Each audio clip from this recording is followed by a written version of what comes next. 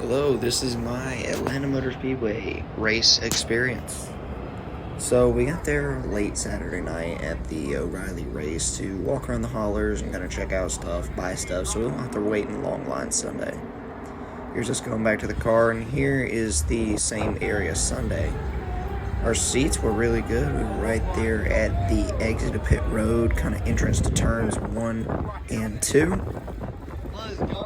As you can see, our seats are there. There's a lot of people over here, so I couldn't really get a good shot at first.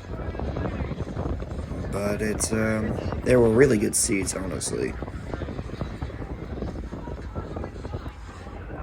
And here is kind of a view from our actual seat. You can see entrance turn 1 and 2 very well. It's very good. You got the flyover here. C-130, I believe.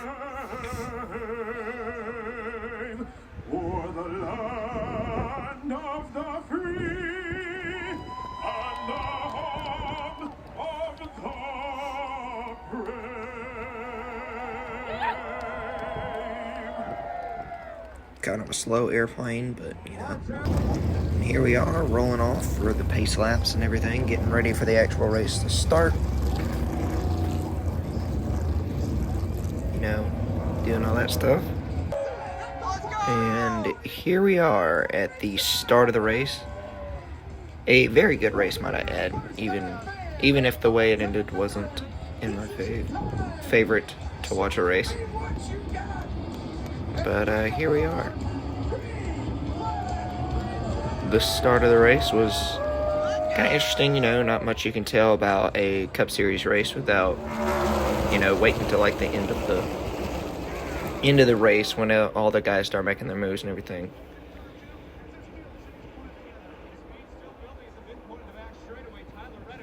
The camera work is not the best. This is like the second time I've done this. I didn't even post the first video last year because I didn't have a channel back then. But, the start of the race was pretty good. We had Tyler Reddick and Joey Logano leading up there. Don't like Joey Logano. Don't mind Tyler Reddick. He's a good driver, a good guy. I was, of course, hoping for the Hendrick cars. Either, of course, Chase Elliott or, William Byron or Kyle Larson. I would like to see Bowman win too, but, he's kind of lacking behind on everybody else. As you can see, Joey Logano led this lap. There are some weird cuts in this video. That's because I didn't record the entire race because, it took a lot of phone storage. Here you can see we had Tyler Reddick leading the race here. On this restart, everything kind of coming together for Tyler Reddick on these couple of restarts. This was lap 23. We still hadn't had a caution yet. We did not have a caution the entire first stage. It was actually pretty clean racing.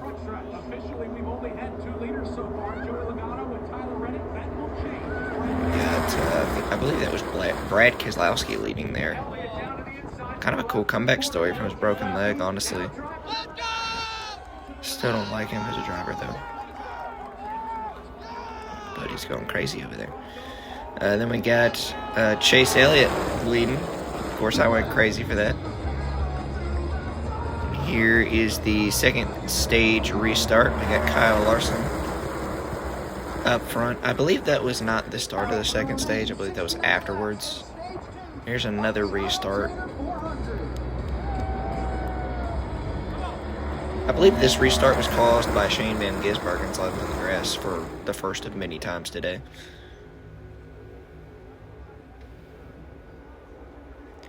It was really, really sick. We got Tyler Reddick leading here, and we got the Hendrick charge on the outside lane there.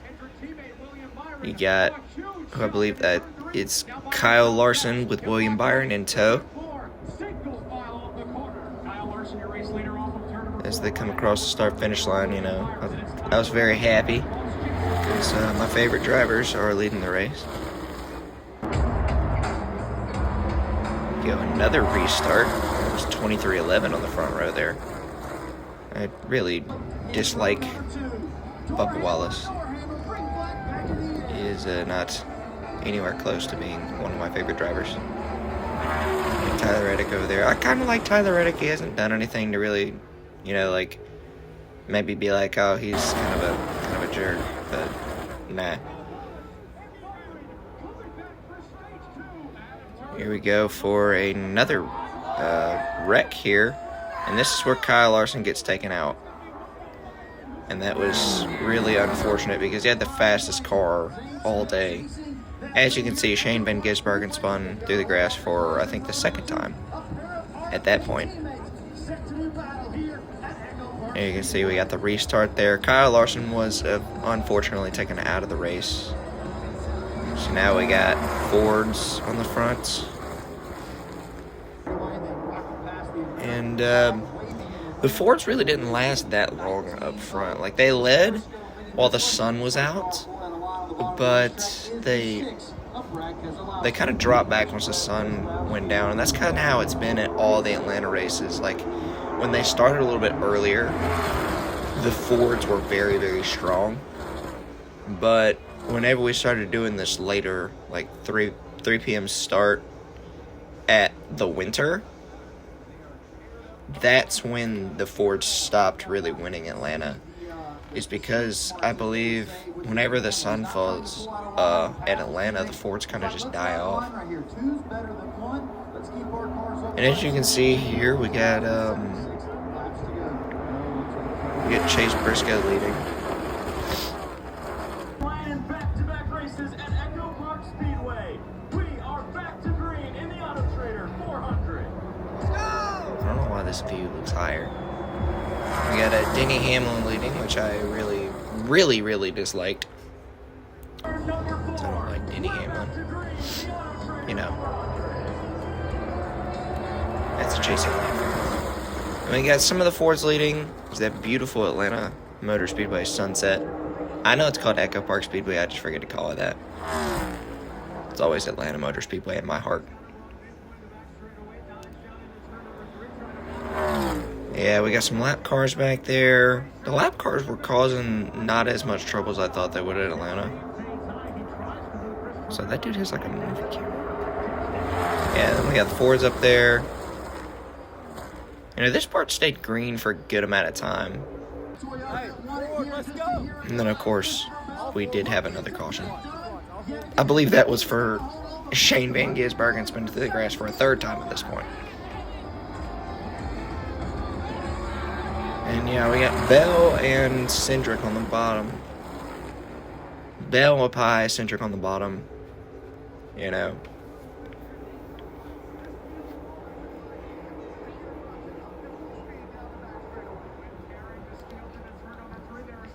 This was a pretty good race by Atlanta standards. I do think when they reconfigured it, they kind of did the track a little bit of a downgrade from, because when the next gen car races, it races better on the intermediates, like Charlotte and everything, like this track was. And as you can see by the text there, I did forget to record. There was a red flag. William Byron hit the wall, got clipped by Cindric, spun, took a bunch of guys out. It wasn't really a big wreck. It was kind of like an intermediate or a middle-sized wreck, medium. I can't talk. And I guess they're going to call that the big one on the YouTube channel and stuff. But as you can see, we had overtime here. I did not get Bell getting absolutely punted off the nose of Carson Hocevar. But yeah, we got the final 2 laps. We have Bubba Wallace and I believe not Christopher Bell, he just wrecked. I believe it was Bubba Wallace and Tyler Reddick actually leading the field back. Or Hocevar was on the front, my bad. But as you can see, Bubba and Hocevar fighting on the final lap.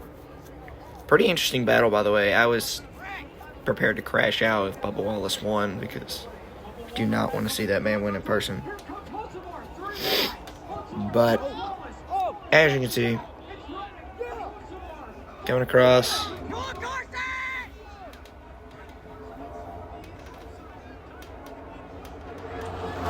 got Reddick out to the lead with a push of Chase Briscoe.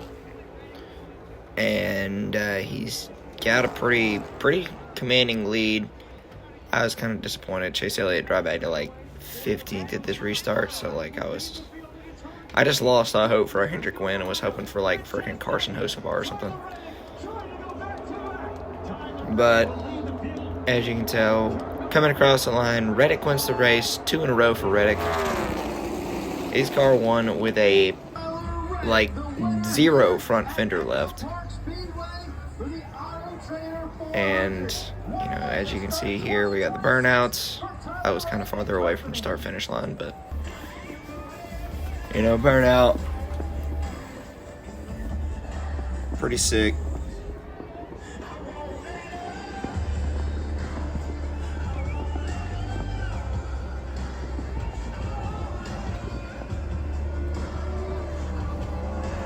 Yes, Reddick came back around here to our section and turned around and kind of, you know, did this little thing where we rode up against a wall. As you can see, the completely destroyed fender there.